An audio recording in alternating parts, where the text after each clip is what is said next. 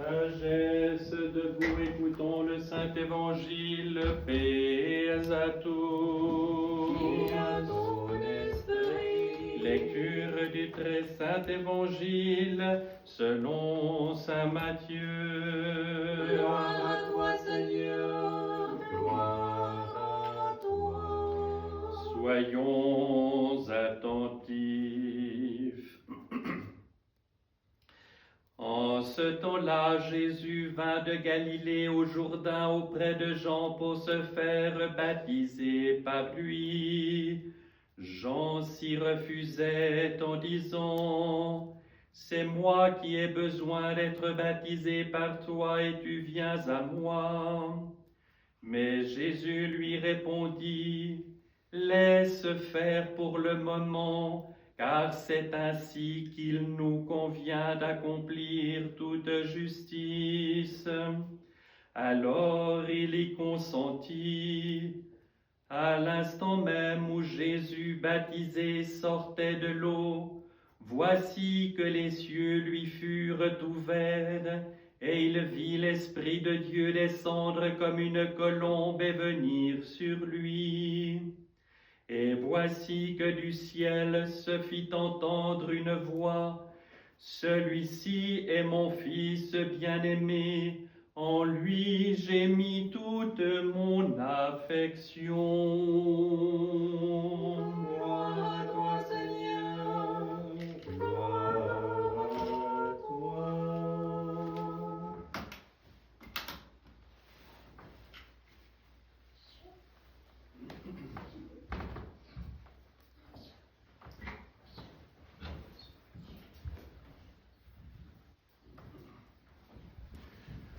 Au nom du Père et du Fils et du Saint-Esprit, ainsi soit-il. Chers frères et sœurs, je vous souhaite à tous une très belle fête de la Théophanie. Et c'est une des fêtes les plus importantes qui soit dans l'année liturgique, mais dans le sens profond et spirituel du terme par-dessus tout. Et finalement, pour entrer dans ce mystère plus avant, je vais simplement vous lire la notice du Synaxaire, ce livre qui nous donne la vie de tous les saints et l'explication des grandes fêtes est si important dans la vie de piété des orthodoxes et que les orthodoxes pieux lisent tous les jours. Le 6 de ce mois, nous célébrons la sainte Théophanie de notre Seigneur, Dieu et Sauveur Jésus-Christ.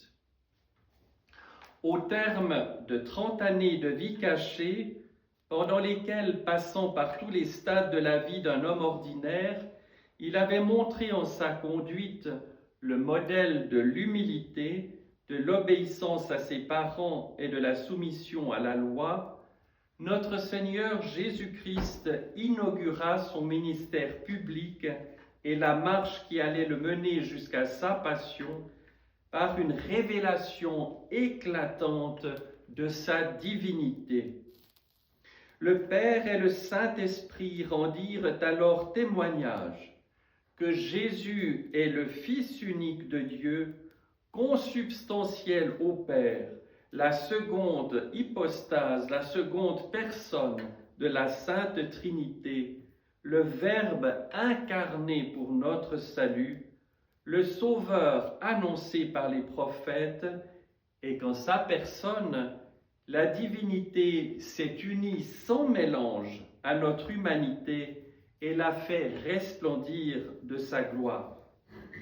C'est pourquoi cette fête du baptême du Christ a été appelée Épiphanie, ça veut dire manifestation, ou Théophanie, c'est-à-dire manifestation de la divinité du Christ et première claire révélation du mystère de la Sainte Trinité. De Nazareth en Galilée, Jésus se rendit alors en Judée sur les rives du Jourdain, là où Saint Jean-Baptiste, sorti du désert après 30 années de préparation dans l'ascèse, la mortification de la chair et la prière, avait coutume de prêcher le repentir et de baptiser dans les eaux du fleuve les Juifs qui venaient en foule, attirés par sa renommée de juste et de grand prophète de Dieu.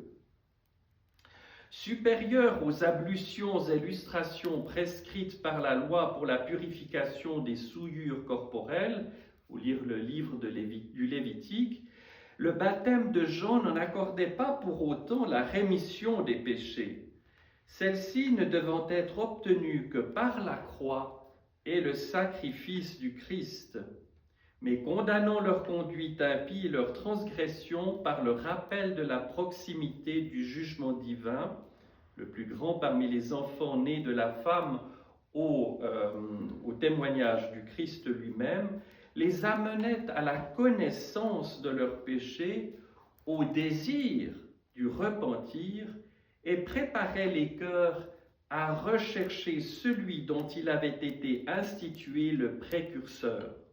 « Moi, je vous baptise dans l'eau, disait-il, en vue du repentir.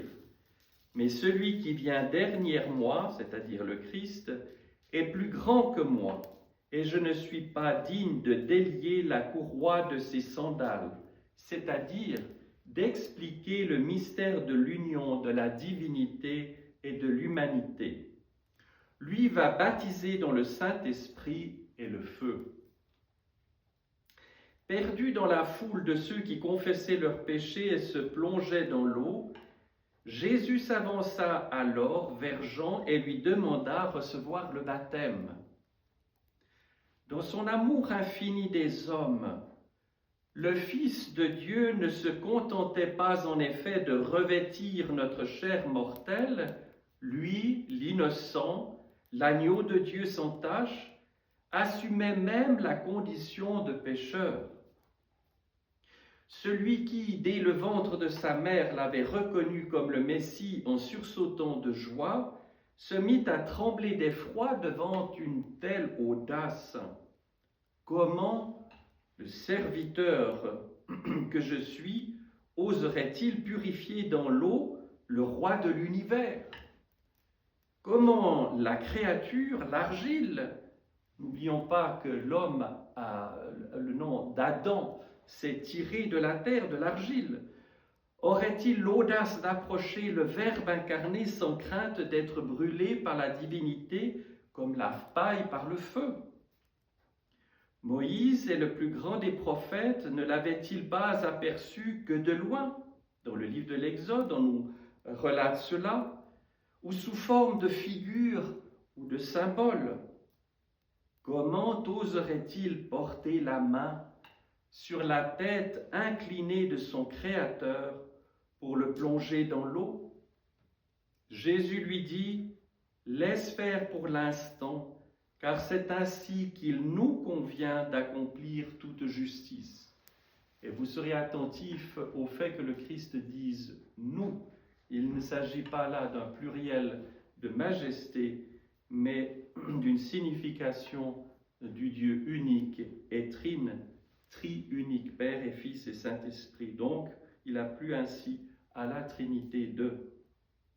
De même qu'au seuil de sa passion, il intima à Pierre l'ordre de se laisser laver les pieds par lui, de même aujourd'hui le Christ repousse la crainte toute humaine du serviteur effrayé devant un tel abaissement de la divinité et annonce que, par son incarnation, il est venu non seulement pour accomplir les préceptes de la loi, mais aussi pour introduire une justice nouvelle et plus parfaite, celle de l'humilité, du sacrifice volontaire et de la charité.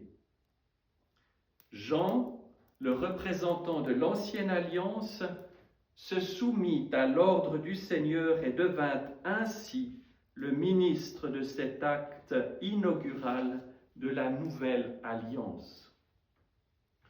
Pur et innocent de tout péché et par conséquent de la honte d'Adam, revoyez le livre de la Genèse, le Christ, nouvel Adam, descendit nu dans ce tombeau liquide en signe de sa prochaine descente dans les ténèbres de la mort et de son séjour au tombeau. Il se plonge dans les eaux et, conformément aux prédictions des prophètes, foule aux pieds la puissance de Satan qui avait établi sa retraite dans leur profondeur. Le psaume 73. Il écrasa dans les eaux la tête des dragons. Puis il remonte en vainqueur, annonçant ainsi sa résurrection le troisième jour et le relèvement de l'humanité lavée de sa faute.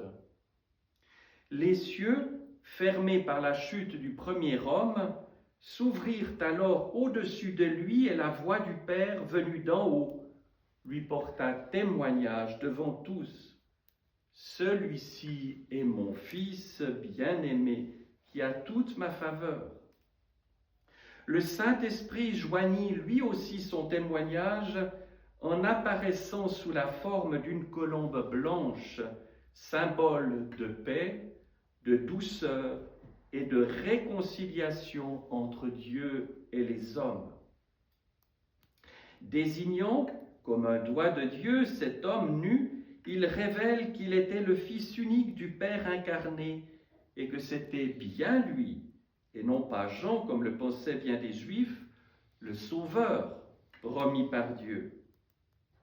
Par son baptême dans le Jourdain, le Christ annonçait ainsi à l'avance qu'il allait délivrer l'humanité de la mort et l'amener à la connaissance de la Sainte Trinité par sa mort et sa résurrection. De nombreuses fois auparavant, Dieu s'était en effet révélé par des prodiges, des miracles, des signes, dans des songes et des visions, par l'intermédiaire des anges, dans des messages inspirés à ses serviteurs les prophètes, ou par ses interventions providentielles dans l'histoire d'Israël, pour éduquer, châtier ou consoler son peuple rebelle, toujours porté à l'idolâtrie ou au polythéisme. C'est pourquoi il leur manifestait alors avec puissance son unité. « Je suis celui qui est », dit-il à Moïse dans le buisson, et c'est le nom propre de Dieu, Yahvé, celui qui a l'état d'être, d'existence, l'existant lui-même. Et lorsqu'il se révéla dans le feu au Sinaï, « Écoute Israël, le Seigneur ton Dieu est le seul Seigneur. Tu aimeras le Seigneur ton Dieu de tout ton cœur, de toute ton âme, de toute ta force. » Mais aujourd'hui, le Père et le Saint-Esprit joignent leur témoignage pour attester que cet homme remontant des eaux est le Fils unique et Verbe de Dieu qui, par son incarnation, nous a révélé la gloire de Dieu et nous a fait connaître que l'unique nature divine est ineffablement partagée sans toutefois être divisée par le Père et le Fils et le Saint-Esprit. Le Père est Dieu, le Fils est Dieu et le Saint-Esprit est Dieu, non pas trois dieux, mais trois personnes, hypostases, en une seule nature, essence.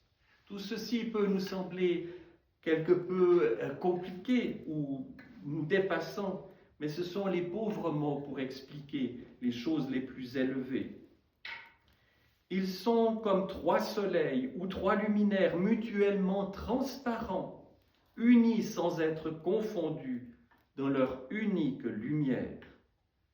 Mystère des mystères, inaccessible à la pensée humaine et à la contemplation des anges, que le Seigneur Jésus-Christ, par son baptême au Jourdain et son baptême dans la mort, nous a non seulement fait connaître, mais dont il nous a aussi rendus participants. Le Verbe s'est fait chair et a habité parmi nous, et nous avons contemplé sa gloire, gloire qu'il tient de son Père comme Fils unique, plein de grâce et de vérité. Et on chante cela à Pâques. Remontant vers Dieu après sa résurrection des morts pour siéger avec son corps à la droite du Père, il a définitivement ouvert les cieux à la nature humaine tout entière et l'a rendue capable de participer, par la grâce du Saint-Esprit, à la gloire et à la lumière commune et éternelle de la Sainte Trinité. Certains rapportent que cet éclat de la gloire de Dieu, cette lumière plus lumineuse que toute lumière de ce monde, devint sensible au moment du baptême du Christ, comme elle apparut le jour de la transfiguration au Tabor. Car c'est en effet dans la lumière resplendissante de l'humanité divinisée du Christ que nous sommes initiés à la lumière de la Sainte Trinité. Verbe lumineux que le Père a envoyé pour dissiper les ombres funestes de la nuit, tu viens aussi déraciner le péché des mortels et faire surgir des eaux du Jourdain par ton baptême des fils de lumière. Ça, c'est dans le canon des matines. C'est pourquoi la fête de la Théophanie est aussi appelée fête des Lumières. Cette première révélation de Dieu comme Trinité, triunité, est aussi la manifestation de la vocation ultime de l'homme, appelé à devenir fils adoptif de Dieu, oint au sens de l'onction, Christ du Saint-Esprit, et participant de la triple lumière par sa configuration au Christ dans le sacrement du Saint-Baptême inauguré aujourd'hui. Au nom du Père et du Fils et du Saint-Esprit, ainsi soit-il.